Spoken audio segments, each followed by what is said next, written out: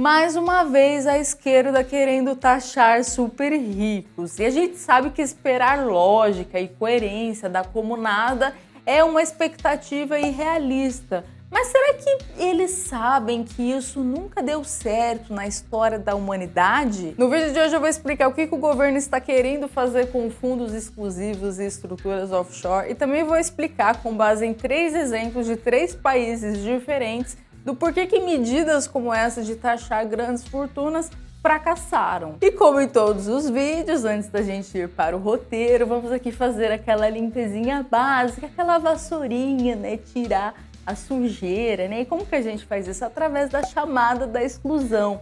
Como que funciona a chamada da exclusão? Eu vou aqui falando alguns grupos, alguns indivíduos, que é bom a gente manter distância. Então assim, se você se identificar, à medida que você se identificou, você já sai do vídeo. Então vamos aqui para os itens da nossa chamadinha de hoje. É comunista, socialista, marxista. Não dá, né? Se você for um desses, ó, você não é bem-vindo aqui nesse canal. Nem quero que você me assista, eu quero distância. Que mais? Social-democrata, democratas nos Estados Unidos, progressistas e desenvolvimentistas. Outro grupo aqui na chamada, defensores da indústria nacional. Nossa, esses daí não dá. Aquela galera que defende a indústria nacional, mas não quer comprar computador positivo. Então esses daí também estão fora.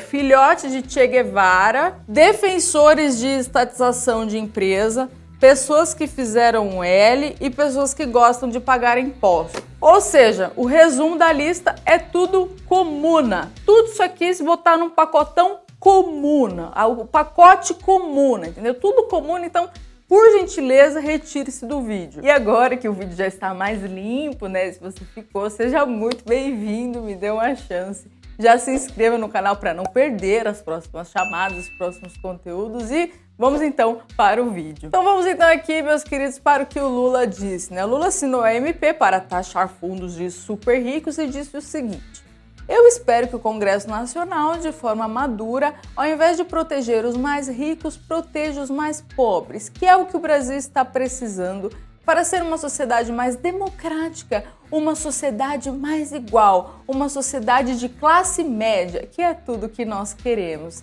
Como se a desigualdade fosse um problema.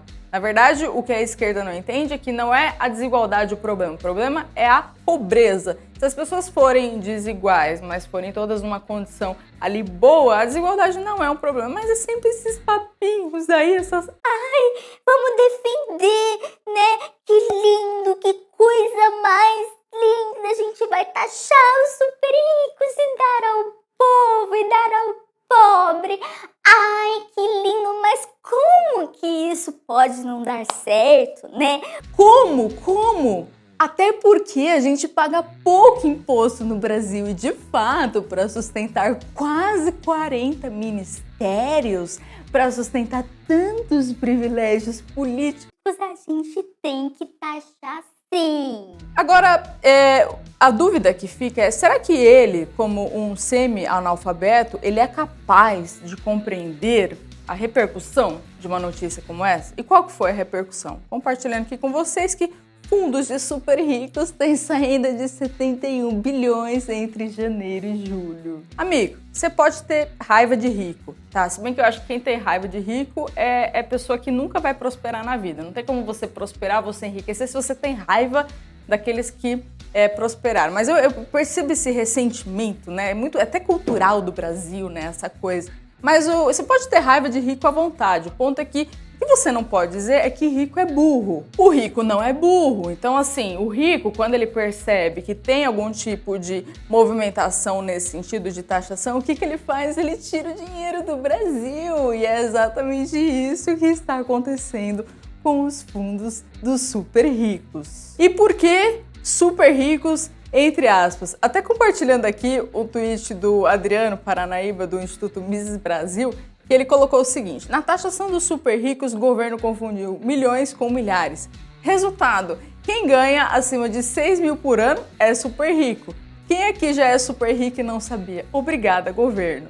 E de onde que vem esses 6 mil reais? Até mostrando aqui um tweet do The Investors que fala que a renda de 6 mil a 50 mil por ano, terá alíquota de 15%. Então eles querem taxar essa galera aí. Não dá pra falar que 6 mil por ano é super rico, né? Pelo amor de Deus. Porque assim, né, a esquerda adora falar, ai, os pobres de direita. Eu às vezes eu recebo os comentários de uns debilóides aí, falando, ai, você é uma pobre de direita. E que assim, é que não vale a pena trocar ideia, tentar convencer com quem, tipo assim, com um espírito que não evoluiu, né? Porque pra mim, esquerdista é isso, um espírito que não evoluiu, a pessoa que, né, tem que evoluir muito ainda espiritualmente. Enfim, e aí fica falando, ai, pobre de direita, como se soubesse, né, o quanto que eu tenho na conta, né? Mas não vem ao caso. Mas o ponto é que super ricos, como a mídia tá falando, não é bem verdade, porque não dá pra chamar 6 mil reais de super rico. Pelo que eu entendi, são duas frentes diferentes, assim, tanto a parte do fundo exclusivo e a parte do taxação de offshore, que eu já vou chegar lá.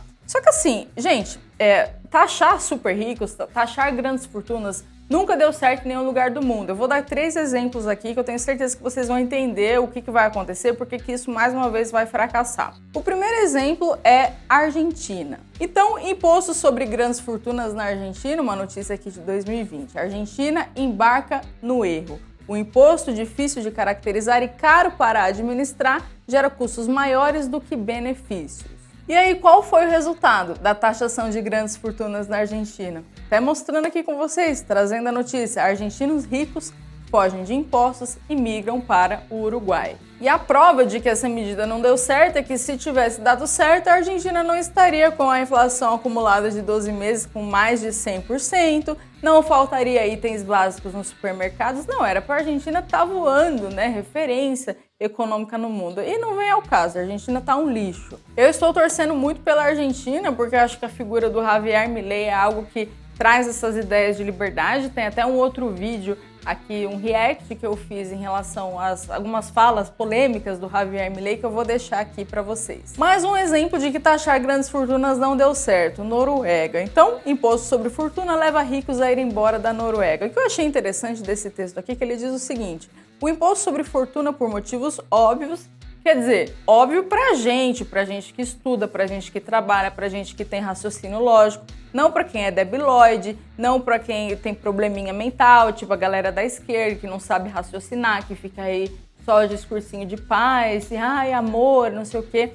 Não, óbvio assim, pra quem consegue pensar de forma lógica e racional. Então, por motivos óbvios, acaba provocando o efeito oposto ao desejado.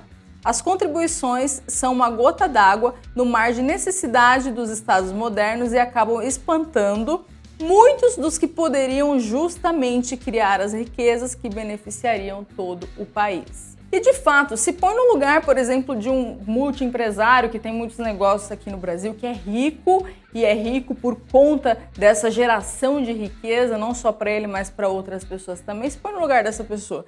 Se tem uma taxação de fortuna, se o ambiente aqui no Brasil ou em qualquer outro país fica hostil, o que esse cara vai fazer? Vai sair do país. Se ele não sair fisicamente, ele pode sair fiscalmente, ele pode fechar um determinado negócio, ele pode deixar de investir aqui no próprio país porque não tem incentivo para isso.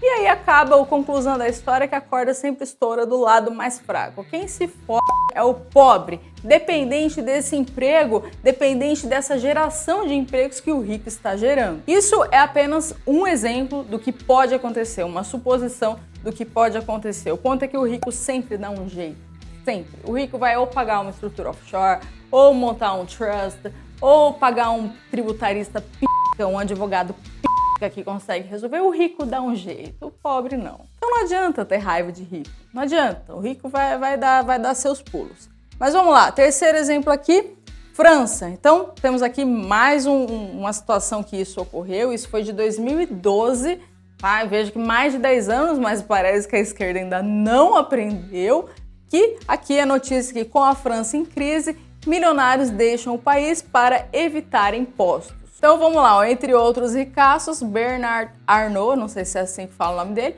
considerado o homem mais rico da França e dono do conglomerado da Louis Vuitton, pediu cidadania belga e saiu da França há 3 meses. Mais notícias relacionadas a essa saída dos franceses. Aumenta o número de franceses que deixam o país para evitar impostos. E aí vem o grande lance, né? Todo mundo falando, não, mas aí para evitar isso, sabe o que o governo faz? O governo simplesmente tributa as empresas offshore. Por quê? Porque se o rico planeja montar uma estrutura offshore, uma empresa offshore, um trust, alguma coisa assim, para pagar menos impostos, qual que é a solução que a esquerda está propondo? Tributar empresas offshore. Então, né, é isso que eles estão cogitando fazer. E até recentemente, né, o projeto retoma taxação de rendimentos de offshore em paraísos fiscais. O governo diz que ativos no exterior pertencentes a brasileiros somam mais de R$1 trilhão. E lembrando que essa história de tributar offshore não é de agora, já tentaram 4 ou 5 vezes passar via MP, agora estão tentando passar via projeto de lei, nunca foi para frente, na minha opinião, nunca foi para frente porque os próprios políticos usam algum tipo de estrutura offshore, então seria um tiro no pé contra eles mesmos, mas estão tentando passar isso daí. Agora, sendo bem sincera, eu não sei como que isso seria colocado em prática, tá? Não consigo imaginar como que isso seria na prática, porque eu fico pensando, como que o governo vai saber o que você tem investido, sendo que nem sequer está na sua pessoa física, sendo que você pode muitas vezes utilizar uma jurisdição que não tenha troca bilateral de informações? Como que o governo vai saber disso? Como que o governo vai ter autoridade territorial para ter certeza das operações que você está fazendo no exterior sem ser na sua pessoa física? Vocês concordam que é muito difícil o governo ter controle, autoridade territorial sobre aquilo que você faz no exterior sem mesmo estar na sua pessoa física? E tem algumas estruturas, tá? Eu falo muito de trust aqui no canal. Até tem um outro vídeo aqui que eu falo 4 situações que o trust é muito útil. Tem algumas estruturas como o próprio trust que elas servem justamente para isso, para garantir um nível maior de blindagem patrimonial. E isso não sou eu que estou falando, tá? Eu vou deixar aqui na descrição do vídeo um artigo em inglês que ele diz o seguinte, que o trust ele é uma estrutura justamente que vai te ajudar em questões, seja até judiciais, questões briga de casamento, divórcio, esse tipo de proteção. Ou seja, perceba que é incoerência. Ao mesmo tempo que o trust ele é uma estrutura para isso, para proteção patrimonial, para você pagar menos impostos, mas o governo acha que consegue ter algum controle sobre aquilo que está dentro da estrutura. E assim, lembrando que não tem nada certo ainda, tá? Isso ainda vai para votação, vão definir o texto final, a gente não tem nada certo. Eu, sinceramente, eu duvido que passe, porque já tentaram várias vezes, nunca passou. A gente não tem nada certo ainda de como que isso vai ser feito, como que o governo poderia ter esse tipo de controle. Do que eu conheço, eu não consigo imaginar como que eles vão botar isso em prática. Tipo, como que eles vão garantir a arrecadação de algo que é difícil de ser colocado em prática, difícil de ser fiscalizado aqui pela Receita Federal Brasileira. E se você ficou comigo até aqui, comenta um eu fiquei, que eu vou tentar responder seu comentário. E também comenta alguma coisa legal, o que você achou desse vídeo, se você quer ver vídeos novos aqui no canal, quais ideias de vídeo você pode trazer, que eu vou ficar muito feliz com o seu comentário. E se for um comentário bem legal também, você tem a chance de aparecer nos melhores comentários do próximo vídeo. Muito obrigada, pessoal, e até a próxima!